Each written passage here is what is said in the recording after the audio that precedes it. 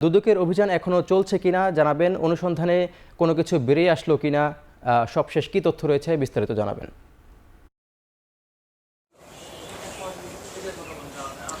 বেলা 12:30টার দিকে দুদকের 5 সদস্যের একটি টিম কুষ্টিয়ার পানি উন্নয়ন বোর্ডের যে ড্রেজিং শাখায় সেখানে আসলে অভিযান চালাচ্ছেন। ঠিক আমার পেছনে যেই ভবন দেখছেন এই ভবনেই কিন্তু অভিযান চলছে এবং সেখানে যে ড্রেজিং কাজের যে বিভিন্ন যে অনিয়ম, যে দুর্নীতি হয়েছে কিনা সেসব অভিযোগের ভিত্তিতেই মূলত এই অভিযান। এই অভিযানে সেই কাগজগুলো আসলে তারা যাচাই বাছাই করছেন তারা। এবং এছাড়াও যে ড্রেজিংয়ে মূলত সারা বছর কিন্তু ড্রেজিংয়ের যে কাজ সেটি কিন্তু কুষ্টিয়ার যে গড়াই নদীতে কিন্তু আসলে হয়ে থাকে এবং সেই কাজের যে অনিয়ম, যে দুর্নীতি হয়েছে কিনা সেটি নিয়েই কিন্তু তারা এই অভিযানটি চালাচ্ছেন।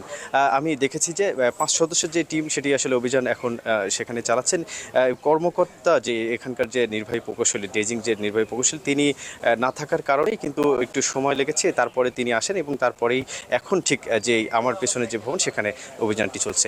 মূলত যে এখানে যে বিভিন্ন বিষয় তিনি বলছিলেন যে আমি কথা বলেছি যে অভিযানে যে দুদকের যারা টিম রয়েছেন তাদের সাথে কথা বলেছি। তারা বলছেন যে মূলত যে খনন কাজ সহ যে এই যে আপনার ড্রেজিং মেশিন চালাতে কিন্তু তেলের যে প্রয়োজন, সে তেল ক্রয়ের যে বিভিন্ন অনিয়মের যে ব্যাপারগুলো এবং খনন কাজের যে বিষয়গুলো সেইগুলো কিন্তু তারা খতিয়ে দেখছেন এবং সেইগুলো খতিয়ে দেখার পরেই যে পরবর্তীতে এবং সময় গেলে আসলে বলা যাবে যে এই অভিযানের কি অবস্থা সেটি আসলে বলা যাবে। তবে যে অভিযানটি সেটি কিন্তু এখনও যে চলমান রয়েছে।